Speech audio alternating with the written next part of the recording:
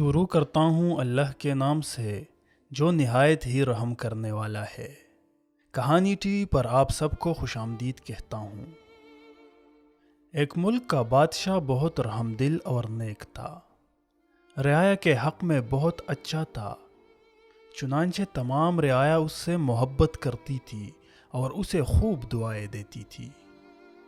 اسی ملک کے ایک دور دراز گاؤں میں ایک کسان رہتا تھا جس کی یہ خواہش تھی کہ اپنے نیک دل بادشاہ کی زیارت کی جائے اور اسے کوئی تحفہ دیا جائے۔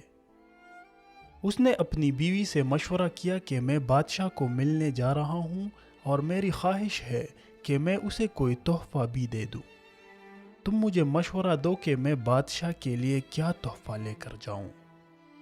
بیوی نے کچھ دیر سوچا اور کہا کہ بادشاہ کے پاس تو ہر چیز ہوگی، ہم اسے بھلا کیا تحفہ دے سکتے ہیں۔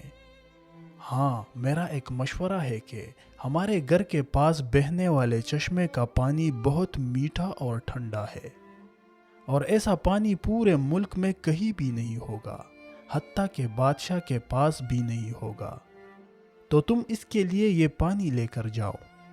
کسان کو یہ تجویز پسند آ گئی اور اس نے اپنے چشمے سے پانی کے 2 گھڑے بھرے اور اسے اپنے گدھے پر لاد کر بادشاہ سے ملاقات کے لیے روانہ ہو گیا۔ کئی ہفتوں کے سفر کے بعد کسان بادشاہ کے محل تک پہنچ گیا اور اس سے ملاقات کی اجازت چاہی۔ اجازت ملنے پر بادشاہ کو تحفہ پیش کیا اور اسے بتایا کہ یہ میرے گاؤں کے چشمے کا پانی ہے اور ایسا میٹھا اور ٹھنڈا پانی آپ کو پورے ملک میں کہیں بھی نہیں ملے گا۔ بادشاہ کے اشارے پر وزیر نے گھڑے کا ڈھکن اٹھایا تو کئی ہفتوں کے سفر کی وجہ سے پانی میں بدبو پیدا ہو گئی تھی۔ وزیر نے بادشاہ کی طرف دیکھا تو بادشاہ نے اسے خاموش رہنے کا اشارہ کیا اور بآواز بلند کہا کہ ہم اس تحفے سے بہت خوش ہوئے اور خزانچی کو حکم دیا کہ اس کسان کے گدھے کو سونے سے بھر دیا جائے۔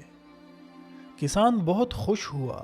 بادشاہ نے وزیر کو بلا کر چپکے سے کہا کہ پانی کو گرا دینا اور واپسی پر اس کسان کو اس رستے سے گزارنا جہاں ہمارے چشمے ہیں، تاکہ اسے علم ہو کہ ہمارے پاس پانی کے کتنے چشمے ہیں اور ان کے پانی کتنا ٹھنڈا اور میٹھا ہے۔ چنانچہ جب کسان کو انعامات دینے کے بعد ان چشموں کے پاس سے گزارا گیا تو وہ سمجھ گیا کہ اس کا تحفہ کتنا حقیر تھا، لیکن بادشاہ نے اس کے حقیر تحفے کو بھی قبول کر کے اسے انعام سے نوازا۔ اس کے دل میں بادشاہ کے لیے محبت اور عقیدت اور بھی بڑھ گئی۔ تو دوستو، ہماری عبادات کا بھی یہی حال ہے۔ ہم ٹوٹی پھوٹی عبادت کرتے ہیں تو ہم اسے بہت ہی اچھا سمجھتے ہیں اور اپنے مالک کے حضور پیش کرتے ہیں۔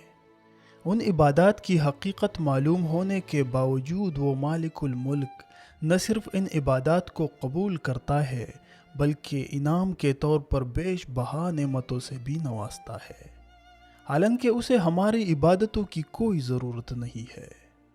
خالق کائنات کی عبادت کے لیے تو اس کے لاکھوں کروڑوں فرشتے ہی کافی ہے۔